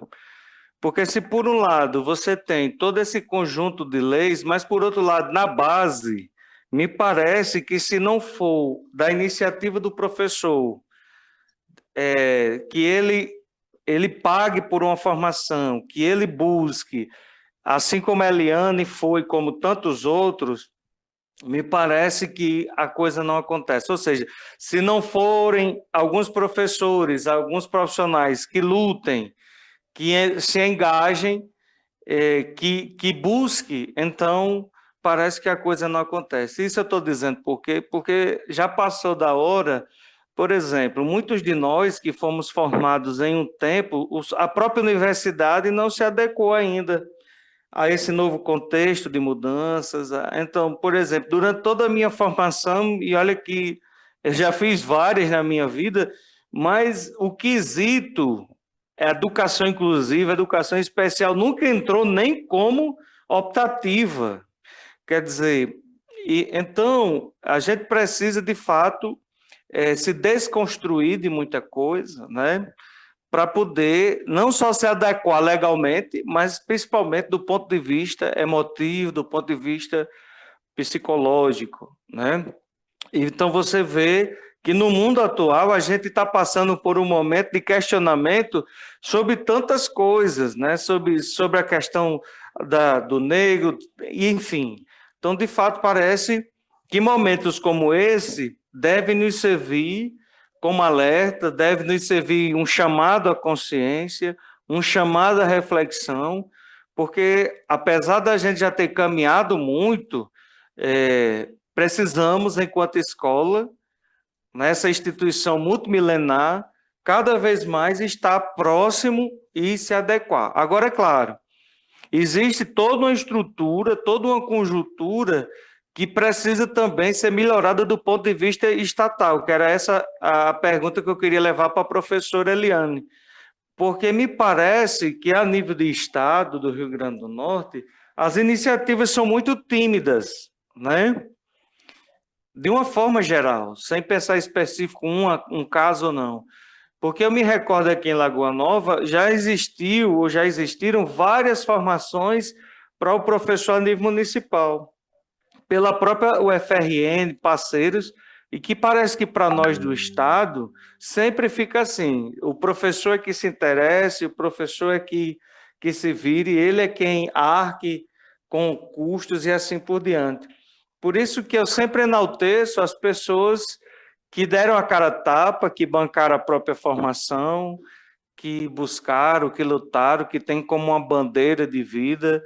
E isso também nos inspira e nos ajuda também a pensar do quanto a gente precisa também crescer no sentido humano mesmo, profissional, porque devido a tantas questões de ordem genética, biológica, principalmente na Serra de Santana, pelas consanguinidades e tantas outras questões que estão externas à escola, nós temos um grande número de pessoas nessa serra que tem alguma deficiência e que mais cedo ou mais tarde elas chegarão, graças a Deus, às nossas mãos. E que muitas vezes a gente fica com o coração na mão de que às vezes a gente reconhece, pelo menos eu sou uma dessas pessoas que me enquadro, apesar de já ter lido alguma coisa, mas na sala de aula é sempre um desafio porque não é má vontade, não é preguiça, não é discriminação, mas meramente um limite pessoal. Já manifestei isso, inclusive, em outros momentos, um limite pessoal de saber lidar com essa clientela, e mesmo tendo a consciência que eu preciso rebolar, eu preciso me virar nesse sentido, eu preciso dar meus pulos, é uma expressão do povo da Serra, dê seus pulos, mas que não precisaria ser assim, né? Eu acho que a gente precisa, em momentos como esse, que a gente entra dentro do quesito formação continuada, são fundamentais. Nós vamos procurar fomentar outros momentos nesse sentido. Esses 2 dias nos ajudarão muito a pensar cada vez mais essas dimensões ligadas à inclusão nas suas múltiplas possibilidades e dimensões, mas que sempre esse é um ponto que me deixa mexido, né? E se, por um lado, o professor tem que buscar, assim como ele precisa para qualquer outra coisa, mas existem alguns limites técnicos na gente que, às vezes, nos engessa, que nos deixa, assim, um pouco com as mãos atadas, e que por isso que talvez tenha se criado dentro da escola essa cultura de que quando se tem uma sala multifuncional, uma sala de AE, é como se alunos com deficiência fosse para o problema de socorro, fosse problema de outro, quando não é um problema. O aluno não pode ser encarado como um problema, é como uma pessoa, como gente. Então, de fato, talvez a própria escola a gente deva provocar momentos de reflexão, de aprendizado. Como seria bom se a gente soubesse minimamente os rudimentos de Libras, né? Para se comunicar, se a gente tivesse material não só em Libras, mas em Braille, que a gente pudesse ter um conjunto de AP3 tecnológico, apesar da gente não ter tudo que ainda é necessário e possível, mas eu acho que a gente já está no bom caminho. A gente já tem uma boa relação amistosa com esses meninos, por mais que alguns não possam reconhecer todos, mas quem fica no pátio pode prestar atenção. Raramente é o professor, o funcionário que não tira uma brincadeira, que, portanto, ele não é um invisível, por mais que alguém possa se reconhecer que às vezes se acha invisível, e acontece também. Ora, às vezes nós somos tratados pelos colegas como invisíveis, imagine em outras situações, né? E dizer que acho que esse tema ele é tão fundamental, e essa data, porque ele coincide com a primavera, ele coincide com o Dia da Árvore, né? Então, é todo um contexto que nos ajuda e nos favorece, né? Então, depois desse um pouco prolixo comentário, eu deixo como questão para a nossa convidada, e agradecendo demais a professora Eliane, essa questão, como é que ela vê ainda essas iniciativas muito tímidas do ponto de vista governamental, como política pública, a formação dos professores para que potencializem essas atividades, esses processos do ensino, para ficar garantido para todos, né, o acesso de verdade. Bem interessante sua fala, Ruxley, meu ex-professor de teologia. Muito feliz com a sua participação aqui. Gente, eu coloquei minha fala em alguns momentos que a escola, para ser inclusiva, é preciso que todos abracem, né? Que todos abracem essa causa. No momento que o professor da sala multifuncional pretende fazer uma formação com o professor e ele escuta, muitas vezes, eu digo porque isso é prática, mas já vai tirar a aula do aluno, né? Já vão tirar a aula do aluno. Gente, não é tirar a aula do aluno, é buscar aprender para trabalhar com esse aluno. No momento que se faz formações com os professores, realmente, Ruxley, existe hoje, com essa pandemia, a gente está vendo que alguns conselhos, entre outros, eles estão mais preocupados em trabalhar com o Google Meet essas palestras, essas informações. Semana passada a gente teve várias formações bem intensivas, né, mostrando, trazendo, mas às vezes o professor da sala multifuncional, o mesmo professor da sala regular, que tem esse conhecimento, que tem esse desejo de fazer esse repasse para o professor, muitas vezes ele não tem esse dia, essa liberdade de colocar, de dar uma formação para esse professor. como eu disse, a gestão, ela precisa também se apaixonar também e dar essa abertura. Não é tirá-lo do aluno e sim aprender. E não precisa ir muito longe, não. Nós temos professores aqui, quem é da sala multifuncional participa de um grupo GEA, Grupo de Estudo Estudando, Grupo de Estudo, chega aí, Socorro, me ajude. Grupo de Estudo... Aprendendo a aprender. Então, é um grupo de professores que estudam. E sabe quem são os formadores? Quem está no grupo. Os próprios participantes são formadores. Então, o que eles aprendem nesse grupo de estudo, aprendendo a aprender, é para eles trazerem e colocar em prática com os professores. Muitas vezes ele vem com aquela sede de trazer realmente... eu vou passar, meu professor precisa, é uma experiência interessante. Eu recordo bem quando eu fui para o Instituto Benjamin, e eu trouxe aí trabalhei com massa de biscuit, assim, então foi bem interessante, que seria perfeito para as aulas de ciência, né, para trabalhar ciências, e os professores se empolgaram, quiseram, né, e no momento que chegar para a escola, aí vem a dificuldade, o material, o dia, porque vai tirar aula do aluno, é essa frase que a gente escuta. Mas eu diria a você, Ruxilei, que hoje já existe algumas instituições que ela está preocupada também de fazer essas formações. E aí eu coloco como, não sei se foi Juvenal, não lembro bem, foi o professor, colocou a questão do tempo. Às vezes o tempo, ele nos torna inimigo, né? A maioria de nós temos o quê? 2, 3 salas de aula, né? Para dar conta.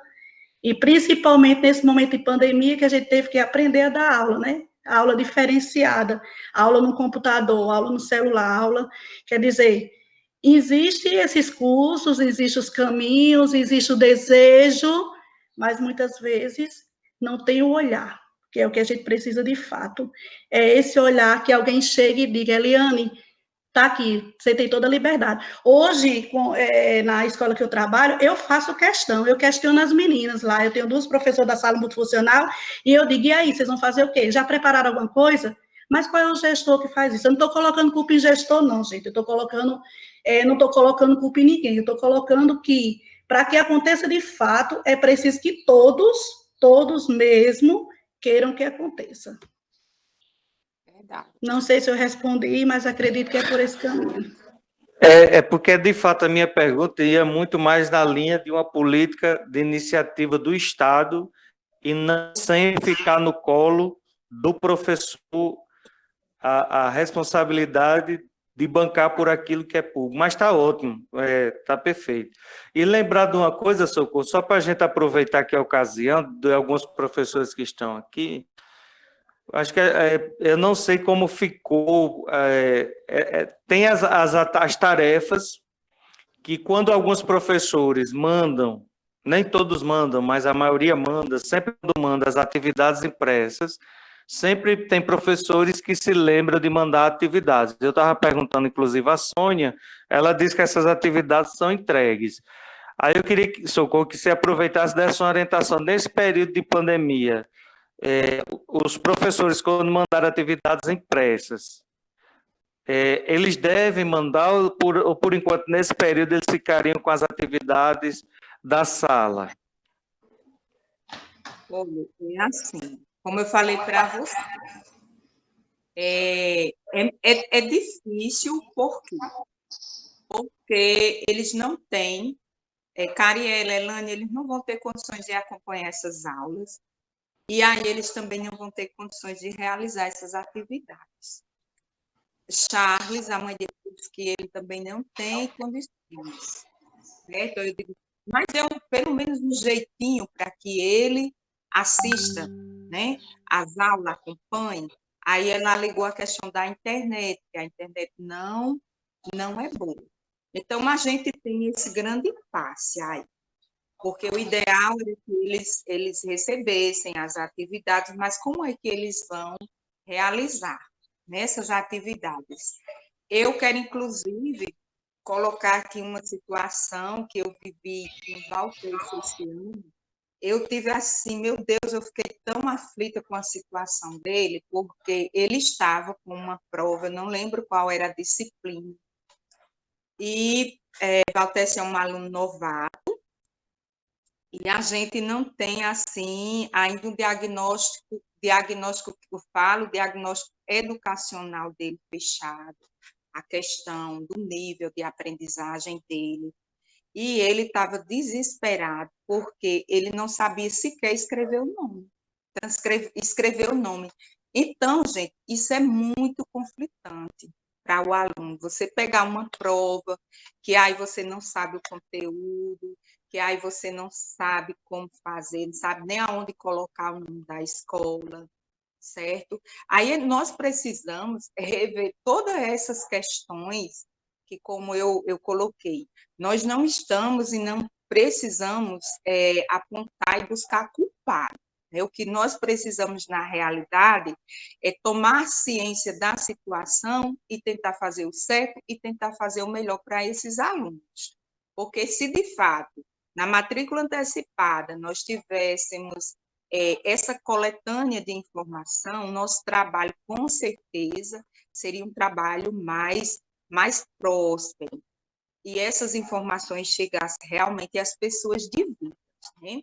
Então, eu acho complicado nesse sentido, sabe, Luxilei, de mandar essas atividades, porque quem vai ajudar, né?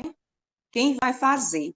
As atividades da sala multifuncionais, elas estão chegando a 5 alunos, né? Eu não consigo chegar em Valtécio, eu não consigo chegar em Vandeilson. Até porque, assim, eu precisaria da ajuda da mãe, né, para que ela viesse na cidade, para que ela pegasse essas atividades. E até agora, infelizmente, eu não tive essa parceria com ela. E aí, os restantes dos meninos, a gente está chegando, mas a gente chega naquela linha de mandar o vídeo, tudo explicadinho, e ficar acompanhando no privado. Aí eu acho difícil estar sendo entregue essas atividades das salas de aula regular, no meu ponto de vista. Tranquilo. Socorro é Rony. Mas assim, eu acho interessante que essas atividades pelo menos fiquem registradas na escola, para que, quando for um período pós-pandemia, não se tenha a brecha, a oportunidade de alguém dizer, mas não fizeram essas atividades. Ainda que elas não sejam entregues, mas seria interessante que elas ficassem arquivadas na escola, né? Sim. Sim, e até aqueles alunos que estão participando, como no caso que foi colocado, né, Paulo colocou, Vandeilson e Valtécio, eles estão participando, né? Então, é interessante que eles recebam. Exato. Agora, esses outros que não estão, né? Esses outros que não estão. Pessoal, mais alguma pessoa queira se colocar, que quer fazer alguma colocação? Estão me ouvindo aí? Sim, eu estou. Bom dia a todos. Obrigado pela participação, né, Eliane? Não conhecia ainda a Eliane, mas com certeza alguém enganjada na área e que tem muito a colaborar com a nossa escola. Parabéns, Socorro, né, pela idealização do evento. Nós temos hoje e amanhã, né, para seguirmos aprendendo. E o apoio geral da escola, né, que sempre tem oferecido o espaço para que o trabalho aconteça. Eu queria só pegar um ganchinho da fala de Hux e também de Dudu, porque tem uma coisa interessante. As coisas geralmente não, elas sempre começam na cabeça, né? A gente sempre, antes de fazer alguma coisa, de alguma forma ela passa por nossa cabeça. E dependendo da forma que a gente interpreta isso, da forma que a gente internaliza aquela ideia, isso muda completamente o caminho que aquela ação vai tomar, e, consequentemente, também um resultado.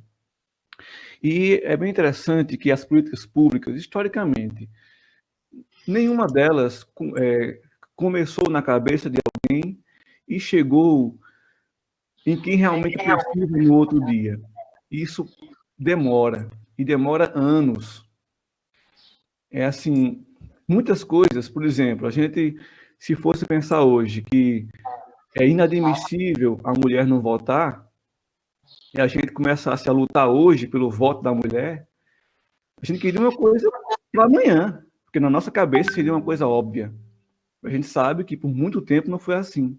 Há poucos anos atrás é que a mulher começou a votar. E é claro que houve, antes da mulher começar a votar, houve muitos movimentos, muitas tentativas, muitas pessoas pensaram a respeito, mas lutaram e às vezes até morreram pelaquela causa e não conseguiram ver aquela causa implantada. Mas um dia aquilo aconteceu. Alguém um dia lutou por aquela causa e ela um dia aconteceu e hoje nós estamos usufruindo disso. Então, essa questão da inclusão, com certeza, a nível de história, é uma coisa muito recente, principalmente em bases legais. Há pouco tempo é que surgiu bases legais para, digamos assim, obrigar instituições a contratar pessoas com tal limitação, a ter uma sala específica para dar um atendimento especializado. Isso é uma coisa recente. Por exemplo, eu não sou velho, né? Eu tenho 34 anos. Mas quando eu era aluno, eu lembro, na minha visão de aluno, não existia nada de diferente. Quem tinha algum suposta limitação era um aluno que simplesmente não passava de série, ou passava automaticamente, dependendo do caso, ou não ia para a escola. Não tinha uma visão diferenciada como se tem hoje. Então, é claro, nós não estamos no patamar que nós hoje acreditamos que seja ideal. Mas, com certeza, estamos muito além do que nós mesmos encontramos na nossa geração. Então, provavelmente, daqui a algum tempo, as pessoas que vão vir, meus filhos, meus netos, que vão ser vários, eles vão encontrar um perfil, eu espero, à frente do nosso hoje. Então, por mais que seja difícil no momento, que seja às vezes angustiante por não saber como lidar, por não ter um aparato que nós desejaríamos como ideal, nós sabemos que esse é um percurso natural, que vai fazer realmente a diferença para as pessoas que nós temos acesso a elas hoje. Nós sabemos que aquilo não é possível entregar a elas tudo o que queríamos hoje, mas nós temos que fazer uma coisa que aquelas primeiras pessoas que começaram a lutar pela causa fizeram, que é fazer o que está a seu alcance. Se aquelas pessoas que começaram a luta pela abolição da escravatura fossem se preocupar só pelo que não estava acontecendo, pelo que deveria acontecer e não acontece, essas pessoas não seriam aquelas motivadoras para que outras pessoas se inspirassem e fizessem um dia acontecer de verdade. Então, é uma linha muito, muito tênue. Nós precisamos, sim, cobrar das autoridades, saber o que exigir e também fazer aquela coisa que nós, às vezes, não fazemos por achar que outra pessoa deve fazer primeiro. Não, é porque nós temos que ter tal recurso para fazer primeiro. Temos que ter tal coisa para fazer primeiro. Às vezes, o que faz mais diferença na vida de uma pessoa que precisa de uma atenção diferenciada é exatamente isso. Uma atenção diferenciada. É uma coisa que não custa nada. Não custa nada. Ela só está a um passo de decisão, a um passo de empatia. O que nós podemos fazer hoje por esse povo é ter empatia. Com toda a técnica possível, com todo o recurso possível, jamais vamos chegar com que eles aprendam os níveis técnicos na disciplina, no conteúdo, tal qual os outros. Então, esse aí é o de menos. O que é mais preocupante agora, o que é mais urgente agora, é simplesmente a nossa disponibilidade. Eu posso dar um sorriso? Que dê. Eu posso só fornecer um abraço? Que eu forneça. Isso ele sente falta, provavelmente, na casa dele, na rua dele, na família dele. E para nós fazermos a diferença na vida dessas pessoas, Nós fazemos com que ele não sinta essa falta na escola dele.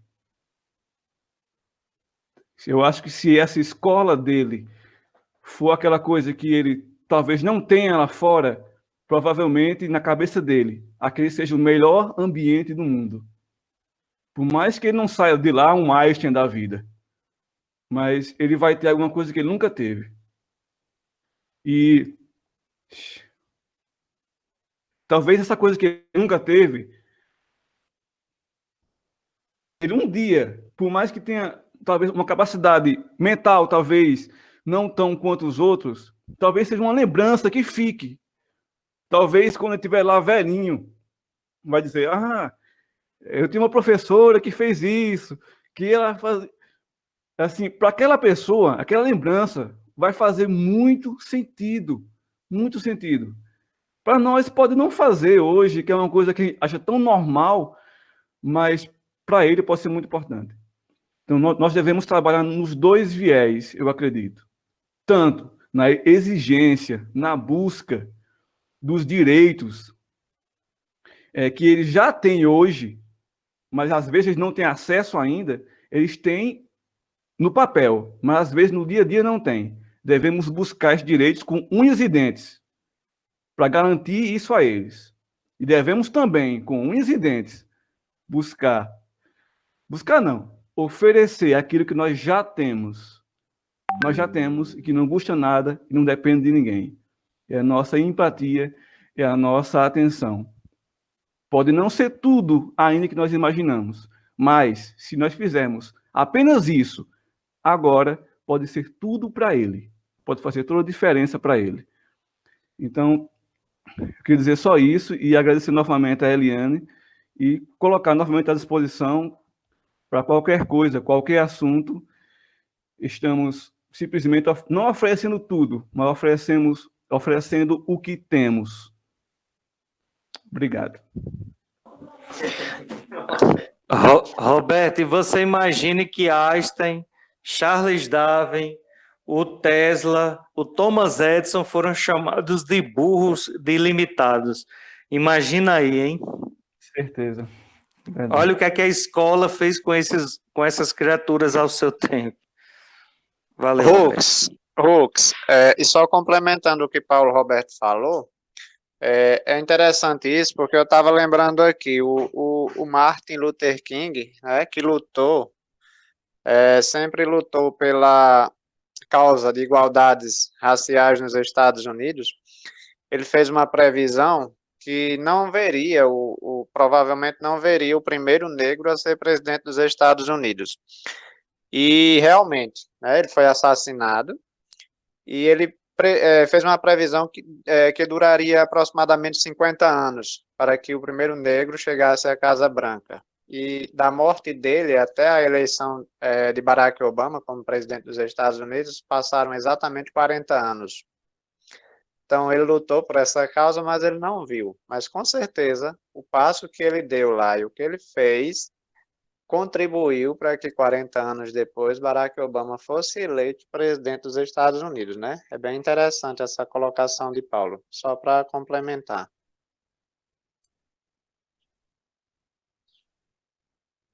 Ok, Ruth. Socorro, Eliane, só para nos ajudar aqui a planejar futuras ações.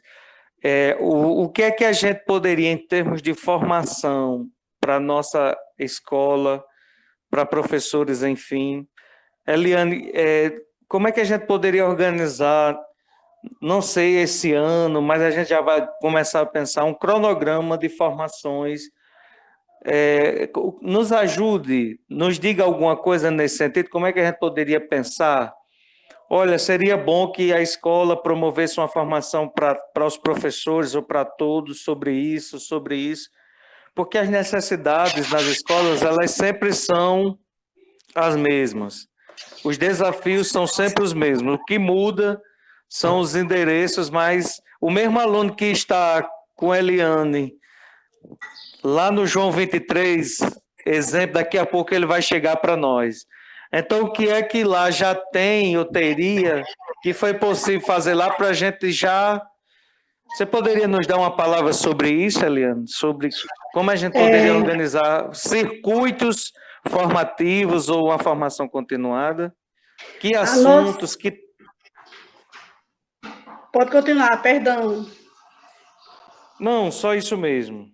Assim, eu acredito que a maior dificuldade, agora eu me coloco como professora, a maior dificuldade hoje de nós professores é realmente o que fazer. Eu acredito que se nós começarmos com oficinas, oficina mesmo, por oficina de geografia, oficina de matemática, então como é que eu posso trabalhar o mapa com o meu aluno?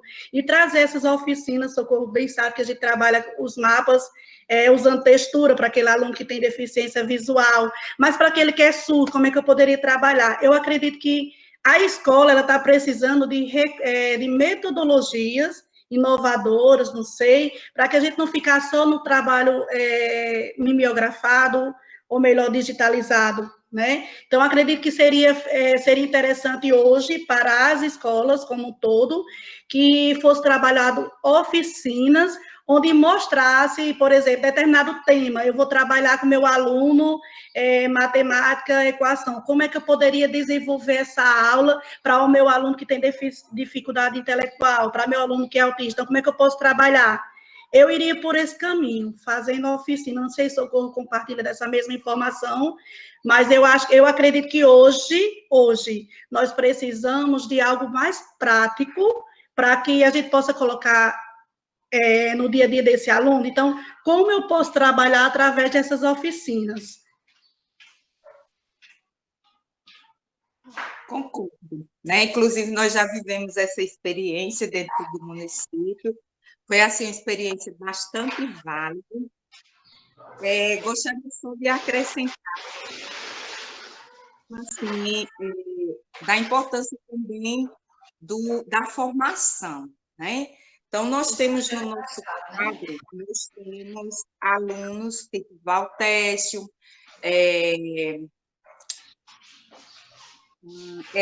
Adeilson. E eles têm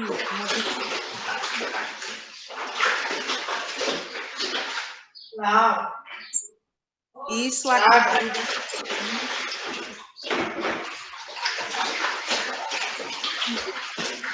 Socorro, a gente não lhe escuta bem. Não está ouvindo. E agora? Melhorou. Agora sim. Sim. Então, vou começar. De início, vocês escutaram?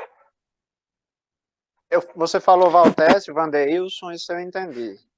Você retome que você estava falando, foi uma experiência do município e tal. Nós vivemos essa experiência de oficinas, né? A gente fez uma rodada de oficinas no mesmo dia, no mesmo horário, os professores iam circulando por salas diferentes, né? Com algumas temáticas. É muito bom. A ideia da oficina é excelente, né? Porque você está aliando a prática à teoria. Mas também a questão da formação, a gente precisa também pegar as nossas necessidades que nós temos e fazer um círculo de palestra que vai nos ajudar, né? No caso de Valtécio e de Elânia, que eles têm problema de linguagem, problema de fala. Valtécio, ele não é atendido pelo FUN, lá no centro de reabilitação, mas se faz necessária, quando a Eliane falou nessa questão dessa rede de apoio, né, é porque, assim, as leis em si, elas são bem elaboradas, são muito bonitinhas, mas na prática, na realidade, elas não existem, ou praticamente não existem.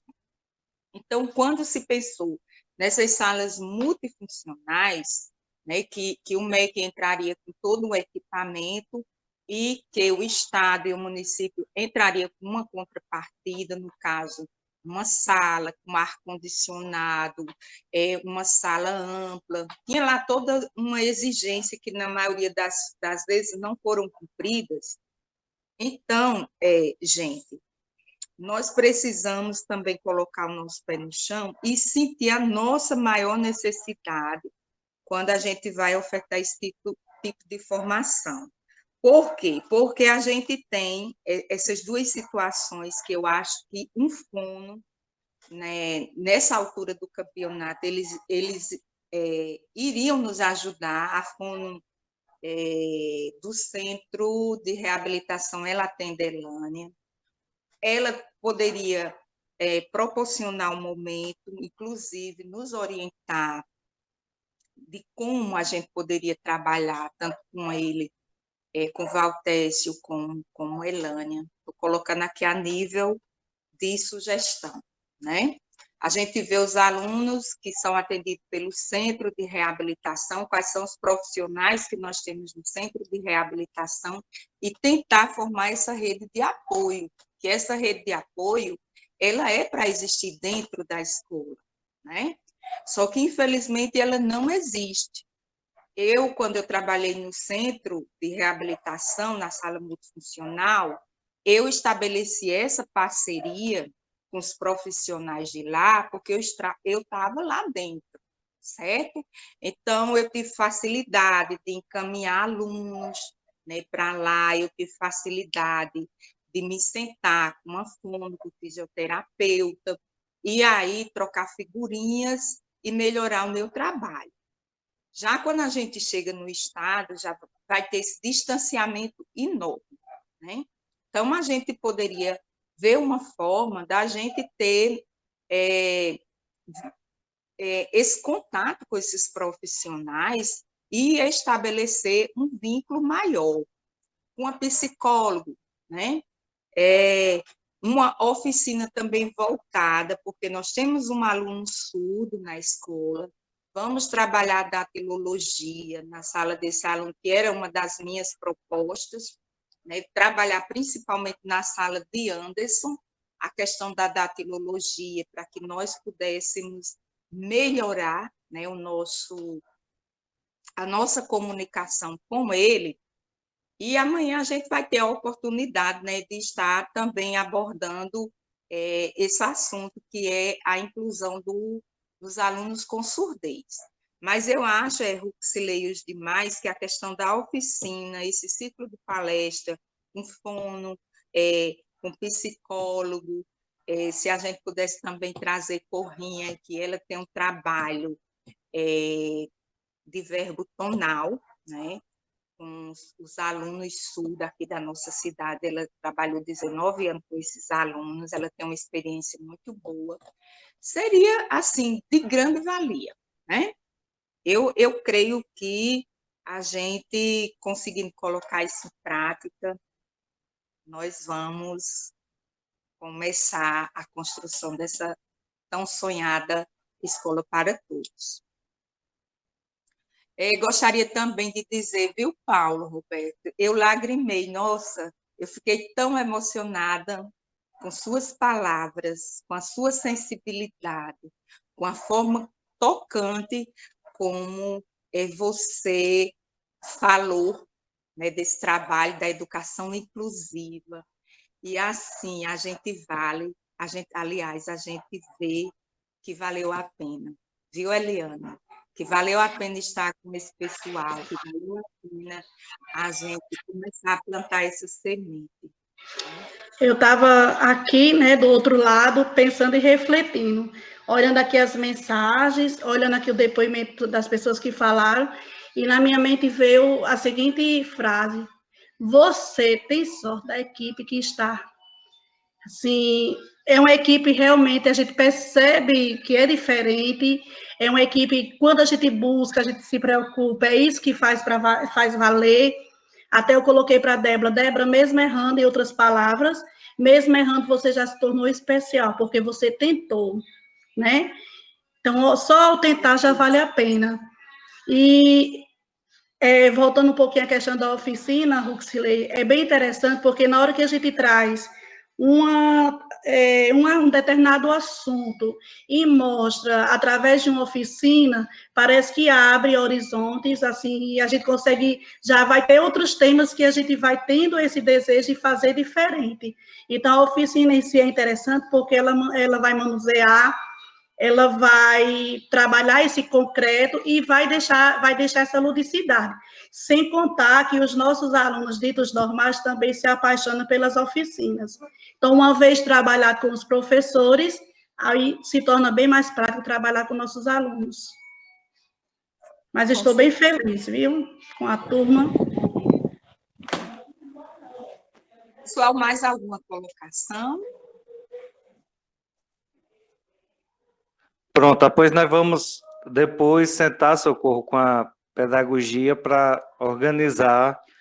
Se der alguma coisa ainda esse ano, a gente faz, senão a gente vai projetando e organizando. Acho que o importante é criar um clima formativo, uma atmosfera formativa, porque aí sim, com o conhecimento mínimo, com os instrumentais mínimos, aí sim a gente, de fato, pode também se sentir incluído enquanto professor, né? Certeza. Vamos reforçar o convite para amanhã, Socorro? Reforça aí. Sim, pessoal. Amanhã, né, às 9 horas, nós estaremos aqui. Eu espero que a gente possa contar com mais pessoas. Estamos abordando o tema educação, a inclusão de alunos surdez no processo educativo, com a professora Socorro Borges, né? E gostaria de contar com a participação de todos vocês. Vamos incentivar nossos colegas a participarem, porque essa escola para todos, ela forma a partir de cada um de nós, né? E aí, nós temos esse aluno incluso, não só porque nós temos esse aluno incluso que é surdo, mas porque a Libras, ela é a nossa segunda língua materna, né, Eliane? A segunda língua dos oralizados, e nós precisamos ter um pouquinho de conhecimento sobre ele, né? Se não nesse momento, mas no momento seguinte. Mas amanhã vai ser, assim, uma base desse processo, da forma como é que o aluno surdo, ele aprende, né? Que é muito interessante que todos participem, certo?